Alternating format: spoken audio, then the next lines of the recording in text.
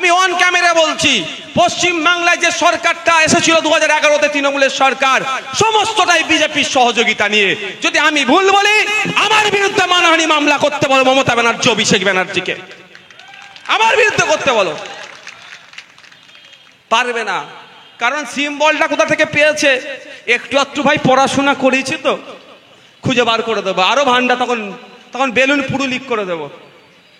এখন অল্প অল্প পিন ঢুকাচ্ছি আজকে। এগুলো একটু চোখটা বন্ধ করে ভাববেন। আপনি আউট অফ বক্স ভাববেন। আপনি মুসলিম, আপনি দলিত, আপনি হিন্দু, আপনি আদিবাসী, তার বাইরে গিয়ে ভাববেন।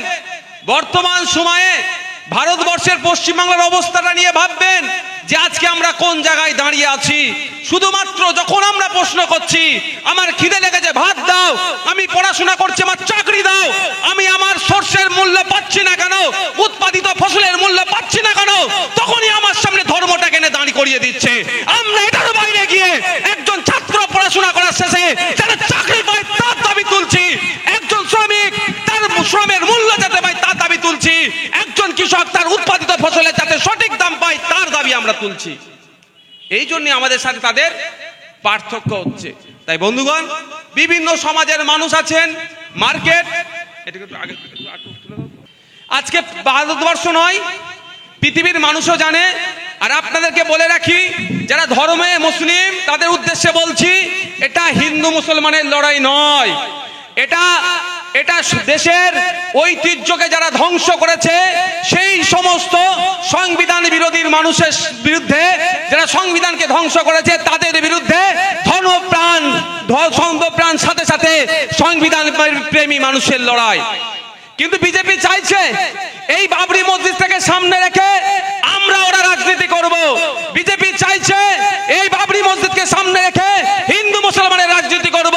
আপনাদের জ্বলন্ত উদাহরণ, এখানে দাঁড়িয়ে যিনি প্রায় 20 মিনিটের উপরে বাবরি মসজিদ নিয়ে চুলচেরা বিশ্লেষণ করেছেন, তিনি কিন্তু ধর্মীয় পরিচয়ে মুসলিম নয়। তাই লড়াইটা আমাদের কোথায়? সংবিধান প্রেমীদের সাথে, সংবিধানকে যারা ধ্বংস করেছে তাদের বিরুদ্ধে লড়াই। তাই বন্ধুগণ, এটা আমাদের মধ্যে বুঝিয়ে দেওয়া হচ্ছে। আর এই সুযোগে আমার তৃণমূলের বন্ধুরা মাছ জাল ফেলে মাছ ধরার চেষ্টা করছে। তাই আমি আপনাদেরকে ছোট্ট কয়েকটা কথা বলবো।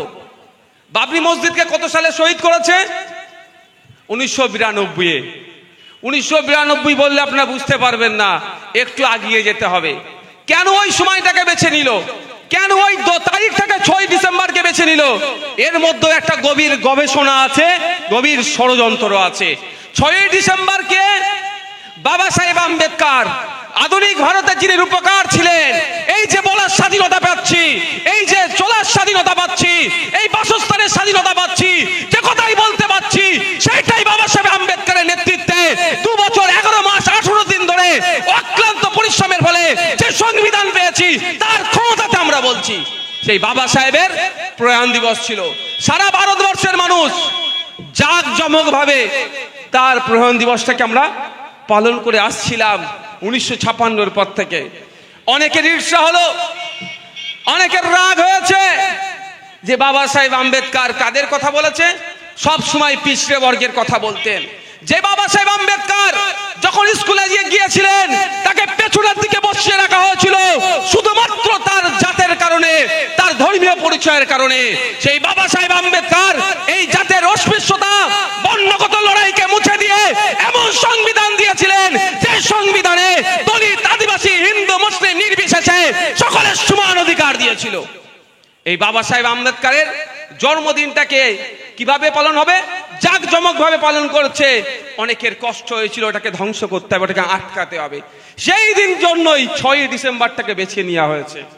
আর কেন ওই সময়টাকে বেছে নেওয়া হলো আপনারা জানেন। যদি আমি ভুল বলি, এখন সবার হাতে গুগল আছে, গিয়ে ভয়েস সার্চ করলেও আপনারা পেয়ে যাবেন, যে আপনারা দেখতে পারেন মন্ডল কমিশন। আপনারা অনেকে জানেন, অনেকে জানেন না, গিয়ে দেখবেন মন্ডল কমিশনটা কি। মন্ডল কমিশন সামাজিক ও শিক্ষাগতভাবে অনগ্রসর শ্রেণীর একটা কমিশন বানিয়েছিল। কত সালে?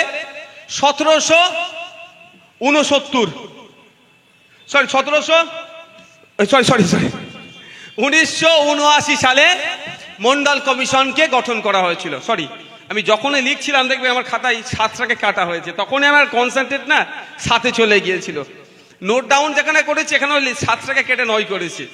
1979 সালে মন্ডল কমিশন তৈরি করা হয়েছিল, কারণ ভারতবর্ষের অনেক জনগোষ্ঠী জাতি তারা সামাজিকভাবে শিক্ষাগতভাবে পিছিয়ে কারা গিয়েছে সেইগুলোকে চিহ্নিত করা, সেইগুলোকে চিহ্নিত করে কিছু সুপারিশ দেবে, সেই সুপারিশ অনুযায়ী তাদেরকে এগিয়ে নিয়ে গেলে ওই জাতিগোষ্ঠীগুলো এগিয়ে যাবে।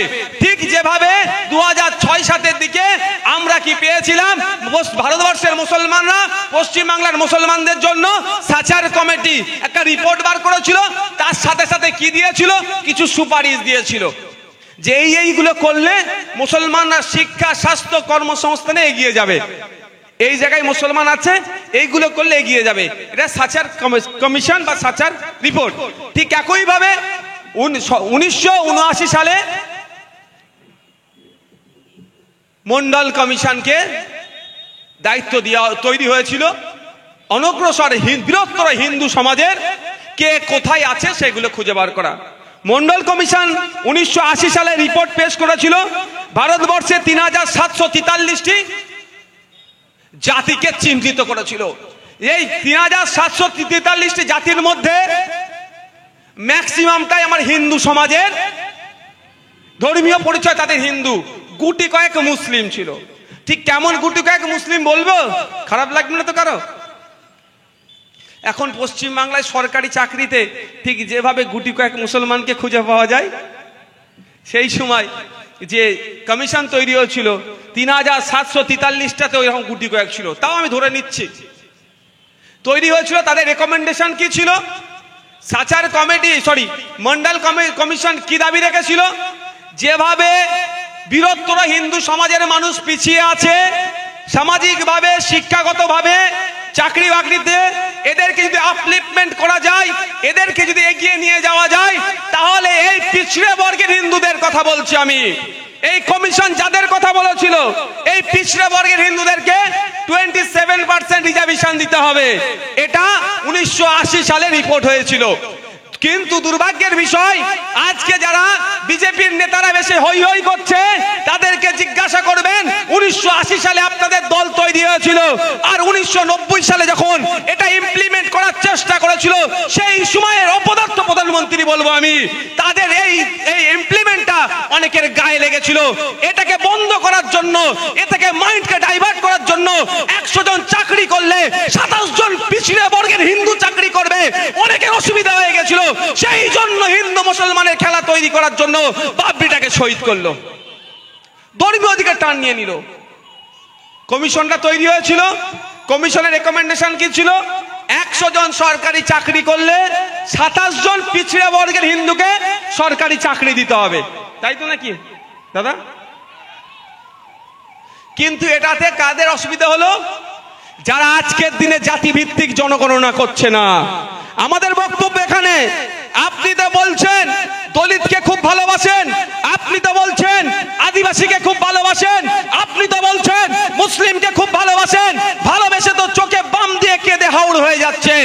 কিন্তু পশ্চিম বাংলায়, কিন্তু ভারতবর্ষের কেন্দ্রীয় সরকার বলুন, রাজ্য সরকার বলুন, 100 জন চাকরি করলে আমার কটা দলিত ভাই চাকরি করছে? 100 জন চাকরি করলে কতটা পিছড়ে বর্গের হিন্দু চাকরি করছে? 100 জন চাকরি করলে কটা ওবিসি সম্প্রদায়ভুক্ত হিন্দু চাকরি করছে? 100 জন সরকারি চাকরিতে কটা মুসলিম চাকরি করছে? এর তথ্যটাও তো আমাদেরকে দিতে হবে ভাই, চাইবেন না? এইটা কিভাবে পাবেন? এটা পাবেন কিভাবে? তার জন্য তো তথ্য চাই। সেই তথ্যটাই 2014-তে ক্ষমতা এসে পাবলিক করার যেটা দরকার ছিল, বিজেপি শেষে সেটা চেপে দিল।